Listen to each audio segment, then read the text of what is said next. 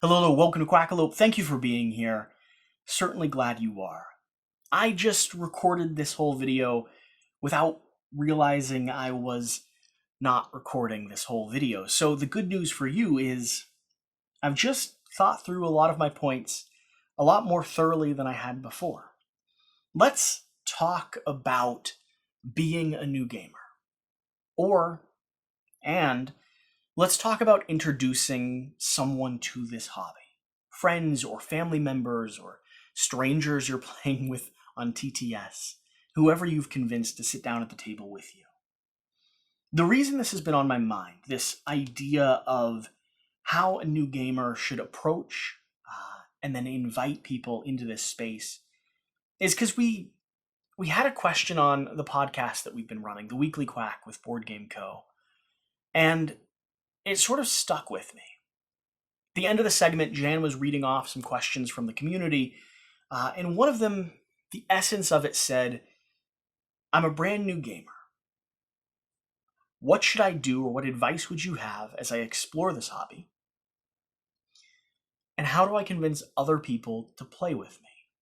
It was something like that. And my first response, my initial reaction, just the guttural echo of my heart, was fall in love.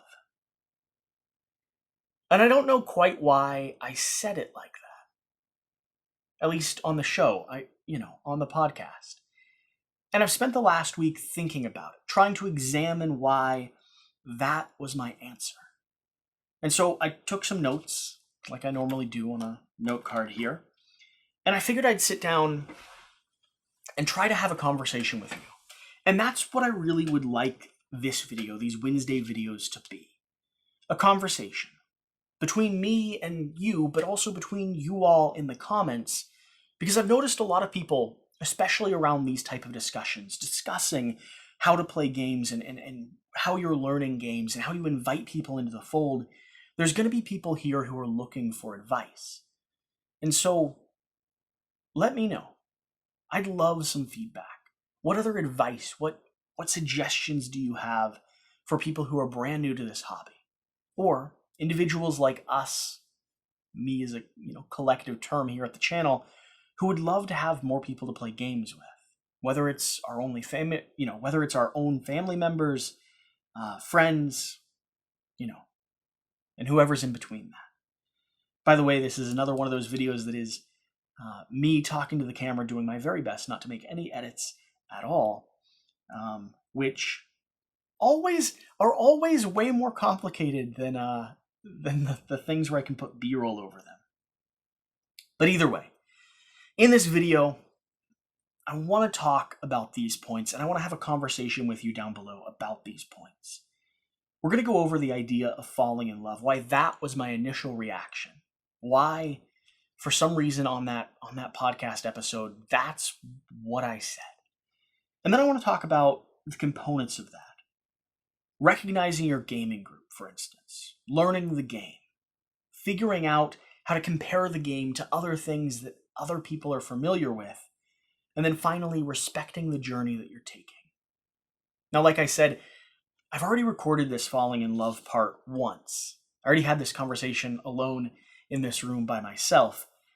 And I realized some things as I was talking to, as I didn't know so, but as I was talking to myself. Falling in love in this hobby, and I'm speculating here, but I think it's something that we all do in a way. It's that bubble, it's that excitement, it's that moment when you start discovering there's something just beyond the curtain.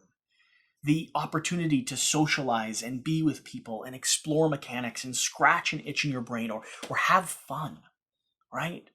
That it's okay to sit down around a table and play a game. We spend a lot of time thinking that that's not all right, or locked behind a phone, or not connecting with the person we're spending time with. And board games both builds a bridge for that connection, but also breaks down all those other things we have. The framework that says you're not allowed to enjoy this. You're not allowed to be kid-like. You're not allowed to explore and be fascinated by art and discover systems that just feel rewarding to play. Board game says you can. And so, when you're first discovering them, I'd encourage you to fall in love with a game, with the hobby, with the idea of play. I remember when I first got into this space. I remember and still to this day fall in love. And I think it's good to recognize that that's okay.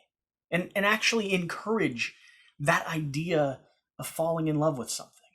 Let me explain a little bit farther before we get to these other points. When my family used to gather for the holidays, one of the most exciting things we could do was pull out Catan and play it and put it on the table. Now, do I think Catan's a perfect game? No. And now that I've explored the hobby for another 3 or 4 years, there's other things that I'd probably rather pull out unless I'm back at home, unless I'm playing with my family. Because we fell in love with it. We had a briefcase, like a black box, because my uncle was in the Secret Service, that we'd carry around, with the Catan codes inside. And we'd break it open and spend until 3 or 4 a.m. exploring that game and loving every second of it. I think that's all right. When you find a game you enjoy, lean into that, enjoy that, embrace that. Don't go searching online for things that tell you you shouldn't be in this relationship or there's problems with the thing you've fallen in love with. You don't need to explore what is the best deck builder or worker placement or Euro or Ameritrash game that's ever been created. I genuinely think you should give yourself time to fall in love and be there for a little bit. Be excited about that. Don't let people tell you you're wrong for it. I remember when we first discovered Ticket to Ride. How exciting it was to find and bridge and discover a whole new system and mechanic and bring that to the table for another holiday excursion. It's exciting to be in love. It's good to be in love. And so, I don't know. That's why I answered that way. But it also feeds into the other points that I have. When it comes to recognizing and identifying your game group, the individuals that you want to spend time with and pull together, or convincing people that you already love and care about to come play games with you. It's not always possible, and it's certainly not as easy as you'd like it to be. But I think there are things you can do to help at least lower the drawbridge a little bit, to invite people in. Because board games usually have 2 things that people think about. First off, they're either the old school Monopoly and Sorry and chess and checkers, and nerds or dorks or kids play those games. Right? We've all had that acknowledgement. Or they're the war games, the heavy miniature games, the games that are just too complex for beginners.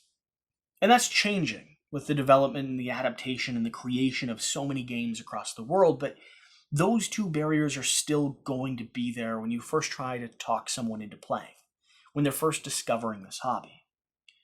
So, when you first start inviting someone, there's 4 things you should pay attention to when you're recognizing your gaming group, examining what game to bring to the table. You should look at the style of play you and they are likely to enjoy. You should double check the number of gamers that you have. You should pay close attention to the theme, and then finally, determine the complexity for the environment you're playing in. So, with style, what do I mean by that? I think there's a game out there for everyone, across the board. My grandfather, for instance, would not play Catan with us because we're just really cutthroat. I mean, we love stealing and cutting off and grabbing resources from other people or parrying their lines in Ticket to Ride. I mean, we are as aggressive as possible in a family game. And Grandpa just doesn't enjoy that. But I brought Echidna Shuffle, a cute little traffic jam of a game home Uh, and he and my 8-year-old nephew played that over Christmas break and enjoyed it the exact same way. So there's a game for everyone. But let's talk about style. Think about the people you're playing with or the person you're playing with and what type of game they most likely will enjoy. Do they want something that is head-to-head combat where you're being cutthroat and knocking the other person down a peg? Do they want to win and feel like they've won? Do they need a cooperative experience where you're solving a puzzle or a riddle or exploring a landscape together? Do they want something that's more of a solo puzzle? Do they like math? Do they want to scratch their brain a little bit, but they really don't want you to be able to mess with them in the process? There's going to be different styles of games, and I'm not talking core mechanics or specific keywords or terms. I'm just talking about the environment you're playing in. Do they need to get started quickly? Or are they willing to sit and listen to rules for a little while? Should you begin playing a cooperative game to get them in the door? Do they want something that's dexterity-based so they can flick and move and manipulate the board? What will pique their interest, right? And cater to that. Here's one of the reasons I'm talking about this. When I first fell in love with the hobby, remember that first term? I fell in love with a small black box of a game called Kingdom Death. And if you're not familiar with that, that's okay. But this is a game that is a miniatures game that requires 60 plus hours to play, comes in a 20-pound box with hundreds of cards, and I mean, it requires grit, and it'll leave you depressed by the end of it. And I'm still madly in love with that game. But I'm pretty sure when I first got into this hobby, I introduced that black box of a game to, I believe, 4 brand new gamers. One of which never played board games before, thought it was interesting, enjoyed the stories that we were able to tell together, has never played board games since. Didn't pique his interest or engage him at all. The other one was left depressed by the end of the experience. Now, we figured out how to play games together, but he has a hard job that requires a lot of energy, and he doesn't want to be exhausted with the game that he's playing. So when we get together now, we play lighter, puzzle-solving, cooperative, enjoyable experiences. And that's been a lot of fun. The other two, I'm not sure if I don't think they liked it, and I'm not sure if it sold them that the idea of board games, I think it reinforced that stereotype that board games just aren't for them, which is a real shame. Because as the host, as the person inviting them into this hobby, despite the fact that I was in love, I should have been cognizant to the fact that that was not the right game to bring to the table with those 4 gamers. Next, let's talk about the number of players you have, because different games will play best at different player counts, and if you're curious, you can check BGG, Board Game Geek, for what the community as a whole has determined a game typically plays best at. Does it shine at 2 players, 3, 4, 5, and how many people are you gathering together for this experience? Don't try to get a game to the table, even if you love it, that plays best at 3 or 4 and you're trying to play it at 2. Don't try to convince a group to sit down and play a 6-player version of a game when the community across the board says 3 or 2 players is the way to go. Now, can you like games at different player counts for different reasons? Absolutely. Again, it's okay to fall in love. But if you're bringing a brand new game to the table, you should secure and make sure that the gaming group you have, the size of your gaming group, most closely matches up with the amount of people you have at the table and what the community, the wider board game world has said is really the best play experience. Because as the host, your job is really to facilitate a fun and easy environment. Make it easy for your friends to enjoy the game. Don't put all those barriers up that you had to work your way through in order to find it for them to play. Along with that, let's talk about the theme. Do your friends love trains or farming or bird watching as Wingspan has displayed? Are they interested in sci-fi or mystery or exploring an unknown land or high fantasy or post-apocalyptic worlds? There's a game out there that matches with that. Or are they really disinterested in the feudal life of mid-England? Do they have no interest at all in dark horror, scary narratives? It's also important to remember. When deciding what to bring to the table with the people you're playing with, don't just bring something that's fun mechanically. Even though that could be really good, that's also going to be a little bit of a barrier to bring people into this space. And I think, maybe not every time, but I'm very confident in saying, with a little bit of research, you should be able to find a game that is fun mechanically, that also matches thematically what you and your gaming group are likely to be more interested in. And finally, let's talk about complexity. And this is largely going to have to do with the patience of the people you're playing with and the environment you're playing in. If you're playing on a holiday evening where most of your family is gathered together to cut a turkey or open presents, sitting down to a 30 or 45-minute teach that's not in the middle of the night might not be the easiest thing to sell. So think about how you're playing and where you're playing, and how complex of a game fits that environment. Do the people that you're hanging out with really just want to sit down and talk and chat for a bit with a game in between on the table? Or have you convinced them enough that this is going to be a 30-minute teach, but you're going to be rewarded for it? So we're going to get mead, we're going to get snacks, and we're going to sit down and we're going to focus on Feast for Odin. All right? That's important to know. My first experience with Vindication, a game that I now own and love and am happy is in my collection, my first experience with that was in a dark, not very well lit room with snacks and a little bit of chaos going on. And it ruined that first taste for me. And first impressions matter. So when determining what game to bring to the table, think about the style of game. Think about the number of players and double check that with the game itself. If a game claims to be 2 to 5, it doesn't mean it's best at 2 to 5. Examine the theme in context with everyone around the table, and then finally think about the wider environment you're playing in and how complex a game you should be bringing into the table for that environment. And then let's talk about what your responsibility is, because if you're watching this video, like I've said a few times, you're the one that's fallen in love with board games. You're the one that wants more people to play with. And you're the one that is going to have to do the heavy lifting. And I'm sorry to say it'll take a little bit of work. To do it right, it'll take a little bit of effort on your part. But if you do it right, the odds of success and the rewards you'll get from having an active and interesting gaming group, I think it's worth it. So first off, learn the game. Read the rulebook, watch tutorials, and most importantly, more important than either of those, set up the game, either with yourself or an educated gamer, someone that you know, that you're confident is patient enough to explore the mechanics with you, and run it, either as a solo experience playing two-handed, playing for both characters, at least through a turn, or with someone else, like I said. Reading the rulebook's not going to be enough. Watching online teaching videos are not going to be enough.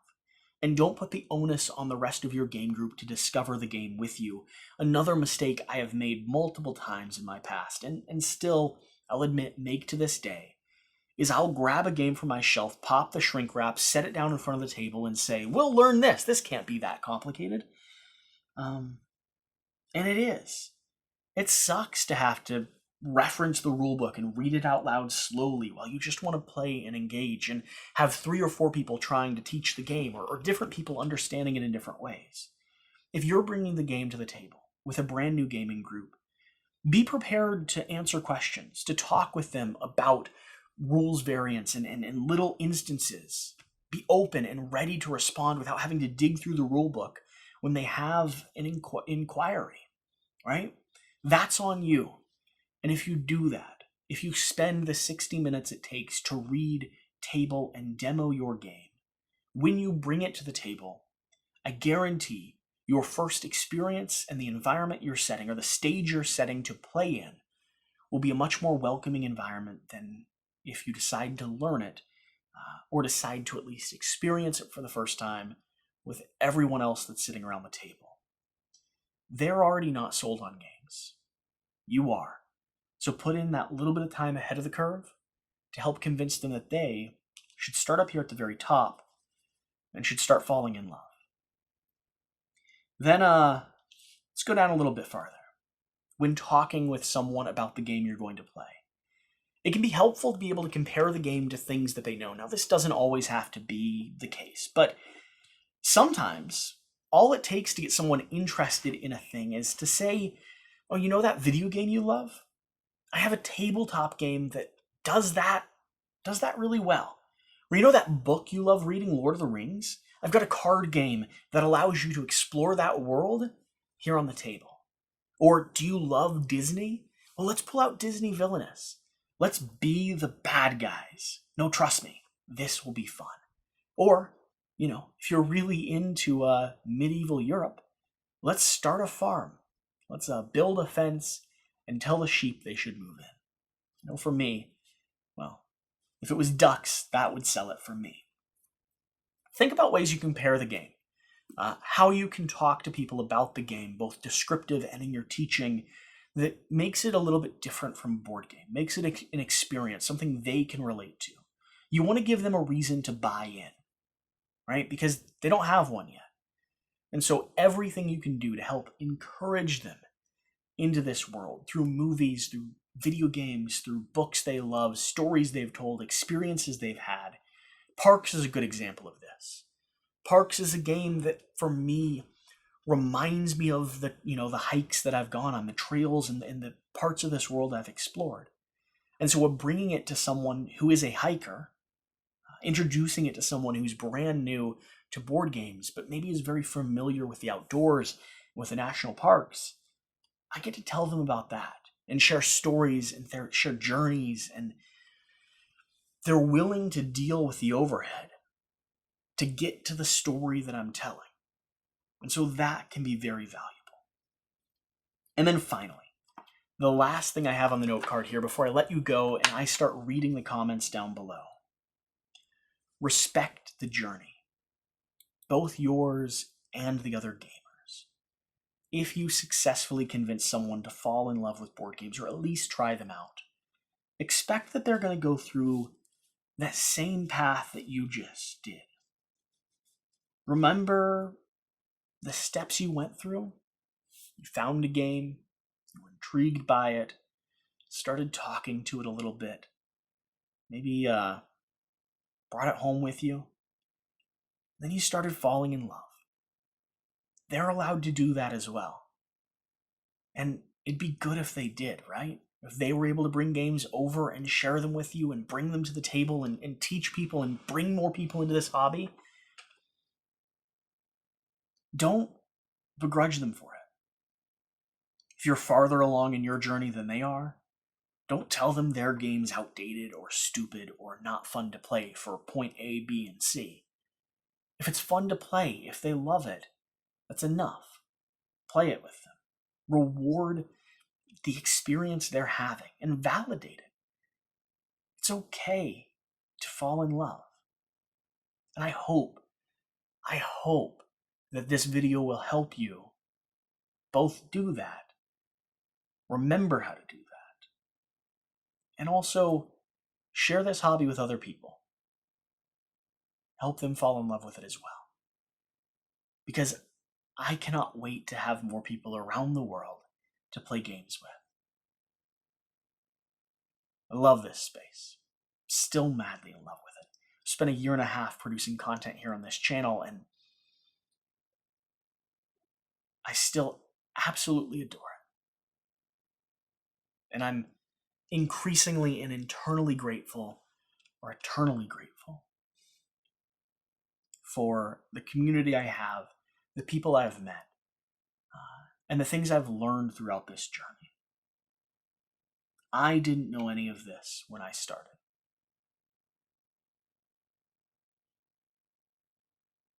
I don't know if a video like this would have helped me, but maybe. So why not make it? I hope you've enjoyed this. If you've watched to this point, then I'd like to encourage you to check out the podcast that sort of spawned this whole idea. We release a brand new episode every Tuesday and Thursday of the week. So search The Weekly Quack or the Quackalope podcast in any of your networks and see if you can find the initial conversation where all of these ideas kind of stemmed from. And leave a comment down below. What did I miss? What did I overlook? Was I correct on some things, wrong on some things? Did I give bad, good, inadequate advice? I'm still learning a lot of this. I'm still learning a whole lot of this. And reading your comments and having a conversation with this community, with people that know more than I do in a lot of these areas, helps me become a better reviewer, a better educator, I suppose would be the correct term, and a better gamer across the board. So, I'm excited to see what you have to say. Whatever the case, thank you for watching. Hopefully you've enjoyed this video. I'm planning on having this type of video come out around every Wednesday if I can. If it wasn't for you, that's okay. But I don't know why you watched to this point if it wasn't. Whatever the case. Whatever you do, remember to do the important thing. Get out and play some games, and I'll see you next time. Thank you.